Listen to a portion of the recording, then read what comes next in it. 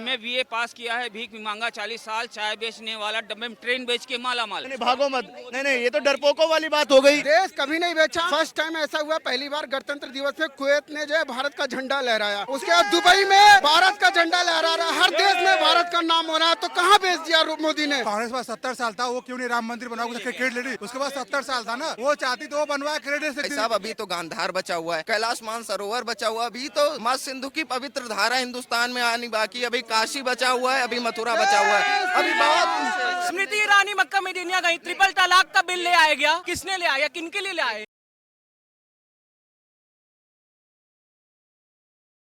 NCC का सक्रिय cadet UCC को लाएगा, एनसीसी का सक्रिय कैडेट यूसीसी को लाएगा। हिंदू मुस्लिम करके फेंकू 24 में फिर आएगा, हिंदू मुस्लिम करके फेंकू 24 में फिर आएगा। अपराधों को धोने खातिर बीजेपी तो गंगा है, अपराधों को धोने खातिर बीजेपी तो गंगा है। इस गंगा के अंदर देखे नंगा कौन नहाएगा? लाख 15 टन टन टन टन घंटा कौन बजाएगा? लाख 15 टन टन टन टन घंटा कौन बजाएगा? अच्छा दिन तुम एक छोड़ दो, घंटा अब ना आएगा। क्या भगवान राम कहते हैं कि महंगाई बढ़ाओ? क्या भगवान राम कहते हैं कि काला बिल लाओ और 700 किसानों की मौत की वजह बनो? राम जी ने कहा है क्या कि धनवानियों का कर्जा माफी करो? भगवान राम कहते हैं मुस्लिम औरतों को कब्र से निकालकर उनका बलात्कार करो? भगवान राम क्या कहते हैं? गरीबों के कपड़े उतार लो और खुद 15 लाख का सूट पहनो। दुनिया के सर्कस का कैसा ये जोकर है, दुनिया के सर्कस का कैसा ये जोकर है, मौतों की वजह है, जियो का नौकर है। दुनिया के सर्कस का कैसा ये जोकर है, मौतों की वजह है, जियो का नौकर है। इंसान तो दिखता है लगता जो लोफर है, इंसान तो दिखता है लगता जो लोफर है। कोहिनूर हीरा ही गाय का गोबर है। तुमसे बेहतर पप्पू वप्पू गप्पू वप्पू सब, और लग जाएगा सर्कस वर्कस जोकर वोकर सब। मुफ्त में सबको चाय मिलेगी, साथ में लंगर सब, खस्ता वस्ता टिक्की विक्की बर्गर वर्गर सब। देश की खातिर छोड़ के आया दुल्हन उल्हन सब, और साथ में लाया गैया वैया गोबर वोबर सब। पैरों की मोहताज नहीं है बाटा वाटा सब, और चल जाएंगे चप्पल वप्पल जूता वूता सब। सुनिए,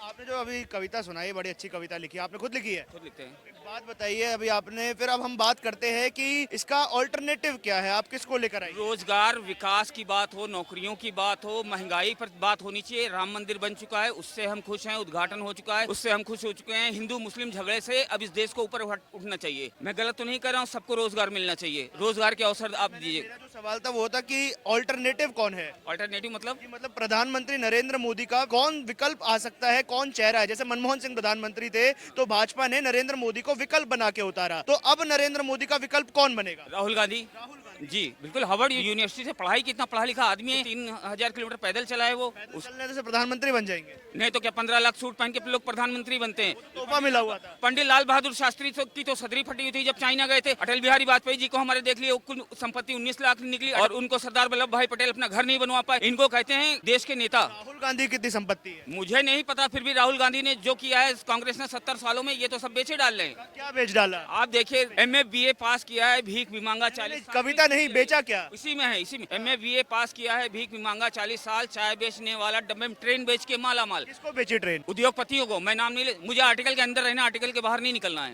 मैं ये जानना चाहता हूँ, आपने आरोप लगाया कि ट्रेन बेच दी गई, किसको बेची गई? ट्रेन बैंक सब बिके हैं, सब किसको बेचा गया? अरे उद्योगपतियों को, धनवानियों को बेचा गया है। मैं नाम नहीं ले सकता हूँ क्योंकि मुझे आर्टिकल के अंदर रहना, मुझे फंसना नहीं है। आप बात को समझे। रेल ट्रेन सब बेच दिया मोदी ने? पता ना भाई, हमने तो कुछ भी ना बेचा। कहाँ बेचा है? पता कर लीजिए, आप पहले पता कर लीजिए इस बात को। पता किया, कुछ नहीं बेचा गया। आप निष्पक्ष पत्रकारिता करिए, दुनिया को, तभी तो पूछ रहे हैं। पूरे इंडिया को पता है, लेकिन आपको नहीं पता है। आप जानकारी ले लीजिए। आपको नहीं पता मालिक, हमने तो पता ही हमको नहीं पता है, मालूम कर लेंगे, कोई दिक्कत नहीं। सॉरी, हमको आरोप लगाया, वही हम जानना चाह रहे हैं किसको। ठीक है, मेरा कोई बात नहीं, मैंने आरोप लगाया है, ठीक है, कोई बात नहीं। आप कह रहे हो तो माने ले रहे हैं, लेकिन आसपास लोगों से पूछ जरूर लीजिएगा कि क्या क्या देश। मोदी जी ने देश बेच दिया है क्या? नहीं सर, ऐसा नहीं है। भाई साहब कह रहे हैं मोदी जी ने देश बेचा है। ऐसा नहीं है। नहीं बेचा है, मना कर रहे हैं उन्होंने, भाई ने भी मना किया। भाई कुछ लोग, क्या बेचा? ट्रेन, रेलवे, प्लेन, बैंक सब तो बिक गया। किसे बेचा मालिक? आप पता करिए, उद्योगपतियों को बेचा गया, नहीं बेचा गया, मैं नाम नहीं ले सकता हूँ। जब तक नहीं बिक रही तब तक आपका क्या नुकसान हुआ था, और जब क्या? तब नुकसान क्या हुआ आपका? 1200 का सिलेंडर ले रहे हैं, 400 का मिलता था। आज कितने का है? 1100-1200 का सिलेंडर है कि नहीं? 900 रुपये कुछ का। 900 का है तो 400 से डबल से भी ऊपर हो गया है। ये सोचो आप, इतनी महंगाई सब्सिडी मिल रही है आपको? हैं? सब्सिडी मिल रही है? इतनी महंगाई नहीं चाहिए। फ्री आ रही है 10 यूनिट। 400 का सिलेंडर कब आता था? 400 का सिलेंडर कब आता था? 2008 में आता था सिलेंडर जी, 14 से पहले तक आता था। आज से 14 साल पहले। 8 में आपकी आमदनी कितनी थी? 2008 में मेरी आमदनी 500 से 600 रुपए, 700 रुपए रोज थी। उसके बाद जी, अब कितनी आमदनी अब है? मैं 500 नहीं कमा पाता हूँ, नमा ही कमा। क्या कारण है इसका? क्या कारण है? क्या बेरोजगारी इतनी बढ़ गई है, लोग फुटपाथ पे आ गए हैं। पता करिए आप, हमारी कंप्यूटर की दुकान थी, रेडियम विनाइल कटिंग की, रेडियम विनाइल कटिंग सजावट करते थे। अच्छा, सजावट करते, सजावट होनी बंद हो गई होगी। बंद हो गई, मजदूरी कर रहे हैं। मोदी जी ने देश बेच दिया है? नहीं भाई, कहाँ बेच दिया? मोदी जी ने देश बेचा है? इन्हें पता होगी भैया बेच दिया ना बेचा। हिंदू मुस्लिम वही मुर्गे लड़ा रहे हैं और क्या। इकोनॉमी है दुनिया की, 5वां नंबर इकोनॉमी है दुनिया की, मोदी जी ने अरे देश बेच दिया है। अरे आए तो सामने, आइए आइए, दुनिया 5वीं नंबर की इकोनॉमी। नहीं नहीं, वो तो जनता है, वो तो जनता है। आप क्यों रहे हो मालिक, आ जाओ, भागो मत। नहीं नहीं, भागो मत। नहीं नहीं, ये तो डरपोकों वाली बात हो गई। राहुल गांधी यात्रा निकाल रहे हैं, आप डर के भाग रहे हैं, पूछिए ना। एक विकल्प बताइए, मोदी जी ने मान लिया देश बेच दिया, 2014 से पहले क्या था, एक बार दिखाइए, एक बार पढ़ के सुनाइए ना अंकल, हम भी थोड़ा साहित्य। पिछले जन्म के पाप थे, भारत में पैदा हो गया, जर्मन डीएनए मेरा था, बर्लिन तो मेरा खो गया। एमए बीए पास किया है, भीख भी मांगा 40 साल, चाय बेचने वाला डब्बे में ट्रेन बेच के माला माल। महंगाई का माना निकला, बचा पटाओ निकल गया, महंगाई का माना निकला, बचा पटाओ निकल गया। ट्रिलियन में जीरो जो पूछा अब्बक लौंडा उछल गया। 3000 साल गुजारी असुरों ने आरक्षण में, 3000 साल गुजारी असुरों ने आरक्षण में। दलित की वोटी ऐसे नोची, गिद्ध जुटे हो बच्चड़ में। धनवानिन के हिस्से में जाए देश की ऐसे संपत्ति, धनवानिन के हिस्से में जाए देश की ऐसी संपत्ति। फिसल रहा हो मुट्ठी से रेता आने वाले हर क्षण में। आपने वो नहीं बताया जो आप रेल बेचने वाली बात बता रहे थे। भाई आप पकड़ के मत बैठो, आप पता कर लो, हो सकता है आप गलत हो सकता है हम गलत हो। मोदी ने देश बेचा है। नहीं देश नहीं बेचा है, देश बेचा है, देश तो अरे जनता है मालिक। आप मेरे से पहले मिले हैं। उन्होंने ये किया है कि पहले एक गवर्नमेंट एम्प्लॉय जो रहते थे उनको 1 लाख मान लो सैलरी है, वही प्राइवेट कर दिया। अब 1 लाख में 4 लोगों को रोजगार मिलेगा नहीं मिला। अब वही 25-25 करके 4 लोगों को प्राइवेट में मिलेगा और उनका रोजगार मिलेगा, 4 लोगों का घर चलेगा। उन्होंने किया है। कोई भी लॉजिक ले आएंगे वो हम समझ रहे हैं। प्राइवेटाइजेशन है, रोजगार तो मिल ही रहा है। अगर आपके अंदर कुव्वत है आप ले लो भाई, तैयारी करिए, ले लीजिए, क्यों नहीं है? देश बेच दिया, रोजगार कहाँ से? ये है ही नहीं भाई, कहाँ बेच दिया है? इकोनॉमी बढ़ रही है ट्रिलियन से। सबसे बड़ी बात नारे मोदी ने कभी देश नहीं बेचा। देश बेचता है तो जो है पुरानी पार्टियों ने। मन की हमारी सुन के एक बाइक पाल लो, मन की हमारी सुन के एक बाइक पाल लो, आधी चलाओ बैठ के आधी ढकेल लो। और भौंकना है आपको टीवी पे रात दिन, भौंकना है आपको टीवी पे रात दिन, सस्ता पड़ेगा उससे एक कुत्ता पाल लो। तो देश किसको बेचा? अरे आप पकड़ के मत बैठो, गोदी मीडिया पहचान कर देश किसको सामने नहीं आएंगे। देश किसको बेचा? देश कभी नहीं बेचा। फर्स्ट टाइम ऐसा हुआ, पहली बार गणतंत्र दिवस में कुवैत ने जो है भारत का झंडा लहराया। उसके बाद दुबई में भारत का झंडा लहरा रहा है, हर देश में भारत का नाम हो रहा है। तो कहाँ बेच दिया मोदी ने? अगर बेचा होता तो दुनिया के सारे विशेषज्ञ कभी नहीं कहते कि देश दुनिया में जो है इंडिया ने बेच दिया सब कुछ। इंडिया की वैल्यू है भाई, प्रधानमंत्री कहीं पे जाते हैं उनकी वैल्यू रहती है, ठीक है। G20 और आपके देश में क्या चाहिए आपको बताइए? 2014 पहले कौन से देश का वीजा मिलता था, एक बार उठा के देख लीजिए आप। मतलब अभी क्या है ना कि सिंगापुर से लेके ऐसे जो टूरिस्ट डेस्टिनेशन के वो हैं, वहाँ देख लीजिए वीजा फ्री इंडिया के लिए। कैसे हो गया वीजा? बिल्कुल ऑन अराइवल दे रहे हैं। कैसे दे रहे हैं भाई साहब? अगर मान लो देश भेज दिया, क्योंकि भारत की स्थिति जो थी ना, एकदम जमीन पे रेंगने वाले लोग जब आसमान। अभी चले गए, दिख नहीं रहे, पर ये बोलकर गए थे कि भाजपा हिंदू मुसलमान करती है। अरे भैया हिंदू मुसलमान जैसा क्या है इसमें? देखिए एक होता है ना कि मोदी जी ने वो काम किया है जो हम 500 साल 600 साल से हम प्रतीक्षा कर रहे थे। राम मंदिर उन्होंने बनवाया, हमारी आस्था का उन्होंने सम्मान किया। तो जाहिर है कि भाजपा क्रेडिट ले रही है राम मंदिर का। फर्स्ट ऑफ ऑल मैं यही कहना चाहूंगा, पहली बार देश में ऐसा हुआ है, लोकल फॉर वोकल हुआ है। मतलब कि अपने देश में बनाओ, अपने देश में बेचो। हम ना जो है सैमसंग कंपनी यूज करेंगे, ना जो है कोई जो है अलग कंपनी यूज करें। अपने देश में बनाएंगे, अपना बेचेंगे। उसका समर्थन करने के लिए मोदी सरकार ने किया है। ना किसी से कमीशन लिया दूसरी कंपनियों से, ना जो है किसी को भगाया है। अपना देश में बेचो, अपना देश में बनाओ, अपना सब कुछ करो, आगे बढ़ेगा। राम मंदिर क्रेडिट ले रही है। कांग्रेस पास 70 साल था, वो क्यों नहीं राम मंदिर बनाओ क्रेडिट ले ली? उसके बाद 70 साल था ना, वो चाहती तो वो बनवाया, क्रेडिट दे सकती थी। तो अगर उस 70 सालों बाद अगर जो मंदिर बना है तो उसको क्रेडिट जाता है। अभी तो गांधार है। सुनिए आडवाणी जी की आप रथ यात्रा देखेंगे, उस रथ यात्रा का संचालन जिसने किया नरेंद्र मोदी ने, तो वो क्यों नहीं क्रेडिट लेगा? जब मैं बचपन से उस चीज के लिए लड़ रहा हूँ, मैं बचपन से उस चीज के लिए पैदा होते हुए मैंने श्री राम के लिए जो उन्होंने जब लड़ाई शुरू की, आडवाणी जी ने लड़ाई शुरू की, तो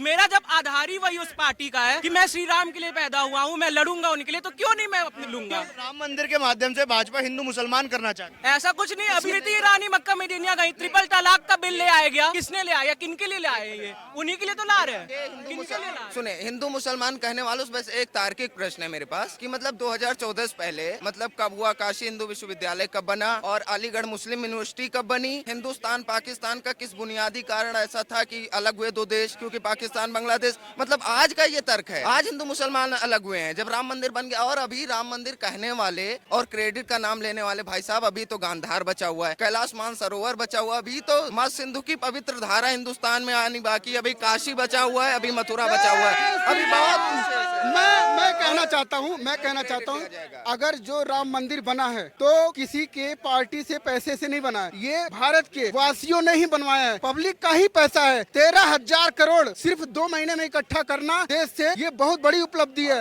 अगर एक प्लेटफॉर्म पे अगर जो 50,000 उद्योगपति एक जगह आते हैं, ये दुनिया का सबसे बड़ा कार्यक्रम था। सवाल और आज हम जनता के बीच में लेकर आए नहीं था तो सारे उद्योगपति एक जगह क्यों आते? ये जवाब उन दूसरे पार्टियों सवाल और लेकर आए थे हम। जो इंडी गठबंधन बना था, उन्होंने एक हुंकार भरी थी कि भाजपा को सत्ता से उखाड़ कर फेंक देंगे 2024 के चुनाव में। क्या कर पाएगा इंडी गठबंधन? मैं बता दूं, देखिए भाजपा ना ये सोच ही नहीं रहा है कि मुझे वो 30% के वोट है ना मुझे चाहिए नहीं, मुझे मेरे 70 चाहिए। वो अगर मिल जाता ना, बहुमत में आ रही है और वो पब्लिक के लिए काम कर रही है। अगर आपको दिख नहीं, देखिए हम प्रधानमंत्री से नहीं पालते कि वो चावल दाल कम करेगा, वो लेके जाएगा कि देश कहाँ पे चल रहा है, उसकी प्रगति कहाँ जा रही है, हम ट्रिलियंस में जा रहे नहीं जा रहे, इकोनॉमी हमारी मजबूत हो रही है कि नहीं हो रही है, ये हमारे इंपॉर्टेंट होता है। गठबंधन को किस स्थान पर देखते हैं आप? मुझे तो लगता है फेलियर है, गठबंधन फेलियर है। पहले की बात है। बेसिकली क्या होता है ना कि सबका अपना अपना मत, अपना व्यू है, हर पार्टियों का वो है, तो वो अपना करे, कोई इशू नहीं है। भाजपा का जो मुद्दा है, जो इशू है, उस चीज को लेकर वो लड़ रही है। इंडिया का जो उनका गठबंधन का इशू, उनके लिए लड़ रहे हैं। अब जो चुनाव में जनता इसको डिसाइड करेगी वैसे वो जीतेगा। 2019 में एक किताब आई थी दी न्यू बीजेपी करके, उसमें देखा जाए तो मतलब ये है ना कि जो लोकसभा इलेक्शन है, वहाँ की जो सीढ़ी लगती है, उत्तर प्रदेश जिसका बहुमत होता है, संभवतः उसी की वो होती है। आपको पता है 2014 से पहले जो 2009 का इलेक्शन हुआ, उसमें ग्रामीण क्षेत्र में और SC/ST कास्ट को, लोअर कास्ट को लेके बीजेपी का मात्र 13% वोट था। 13% से 2014 के इलेक्शन में जो है भारतीय जनता पार्टी का वोट परसेंट 73%, ग्रामीण क्षेत्र की बात बता रहा हूँ। 2019 में वही 79% वोट हो गया। भाई साहब, जब बढ़ ही रहा है ग्रामीण क्षेत्र में, लोअर कास्ट को पकड़ ही रही है बीजेपी, उसकी पकड़ मजबूत हो रही है। दूसरी तरफ आप देखेंगे ना, बीजेपी का जो बुनियादी उसका वो है प्रचार है कि चाहे ले लीजिए युवा मोर्चा, महिला दल जो चला रहे हैं, हिंदू युवा वाहिनी, ऐसे छोटे छोटे बड़े बड़े ऐसे संगठन हैं जो ऊपर से लेके एकदम शून्य तक, एकदम नीचे तक, गांव गांव तक जुड़े हुए हैं। तो मुझे अभी नहीं लगता, और सिर्फ 2024 की बात नहीं कह रहा हूँ मैं, हालांकि गलत भी हो सकता हूँ, लेकिन जहाँ तक मुझे राजनीतिक समझ है, मैं कह रहा हूँ 2024 भी बीजेपी का है, 29 भी बीजेपी का है। बीजेपी को हराने के लिए क्या करना होगा कि जैसे भारतीय जनता पार्टी जब आई तो हिंदुत्व का एक वो चेहरा लेके आई। अगर कांग्रेस को सत्ता में आना है तो उसके लिए कहीं ना कहीं एक हिंदुत्व पार्टी को बैक सपोर्ट करना होगा। जैसे कहीं कहीं तथाकथित रूप से कहा जाता है, ओवैसी को बैकग्राउंड से सपोर्ट किया जा रहा है बीजेपी द्वारा। ऐसा मैंने कुछ नोट्स में भी पढ़े थे, इसे आर्टिकल पढ़े थे। ऐसे ही क्या करना होगा, कांग्रेस को सपोर्ट करना होगा किसी, क्योंकि हिंदूवादी पार्टी को अगर नहीं करती तो वैसे ही उसका चेहरा हिंदूवादियों की नजर में, जैसे मैं हिंदू हूँ और खासकर मैं यही सोचता हूँ कि कांग्रेस हिंदू के लिए कुछ नहीं है, हमारा विरोध ही करेगी वो सत्ता में आके। तो उसे राजनीति के लिए क्या करना होगा कि उसे किसी हिंदूवादी पार्टी को सपोर्ट करना होगा पीछे से, जिससे वोट कटे। जैसे 2012 प्रधानमंत्री कुर्सी पर वही बैठ पाएगा जो हिंदुत्व का चेहरा प्रबल तौर पर सामने लाए। निश्चित ही, क्योंकि अब वो समय है ना भैया कि देखिए, मतलब खासकर हिंदू मुसलमान, मैं सिर्फ हिंदू नहीं कह रहा हूँ, हिंदू और मुस्लिम दोनों ना की विकास के उससे जरिए आप तो करते हैं, आप तो देखते होंगे, कहीं ना कहीं अपने धर्म को एक वो दिखा रहे हैं कि मुसलमान कहता है मुसलमान को हिंदू से खतरा है, हिंदू कहता है मुसलमान से, सवर्ण कहता है मुझे SC/ST समुदाय से खतरा है, वो कहते हैं मुझे सवर्ण से खतरा है। तो एक दूसरे जाति और समुदाय को एक दूसरे से खतरा दिखने लगा है। वहाँ खुद को सेफ करने के लिए वो अपने जो उनके बिरादरी का, उनके धर्म का जो नेता आ रहा है वो उनको ही सपोर्ट करेंगे। और मुझे नहीं लगता कांग्रेस या समाजवादी पार्टी कोई ऐसी पार्टी है जो भारतीय जनता पार्टी का अभी टक्कर दे पाए। टक्कर में नहीं। एक चीज और कहूंगा, आप भारतीय जनता पार्टी में जब देखेंगे तो इसमें एक से बढ़कर एक मठाधीश आपको दिख रहे हैं कि जो वाकई राजनीतिक और कूटनीतिक हैं। आप संबित पात्रा जी को ले लीजिए, अमित शाह जी तो है ही, राजनाथ सिंह, ऐसे तमाम नेता हैं। आप एक नेता का नाम बता दीजिए जो कांग्रेस से हो और मतलब उसके ऊपर कोई ऐसा आरोप ना हो, जैसे कन्हैया कुमार, वो तो देशद्रोही उसे कह दिया गया, उसे शशि थरूर, उसे ठरकी कह दिया गया, मतलब है ना, जितने नेता हैं किसी की ऐसा नहीं है कि बेदाग छवि हो। तो इसका बेदाग छवि नहीं है किसी।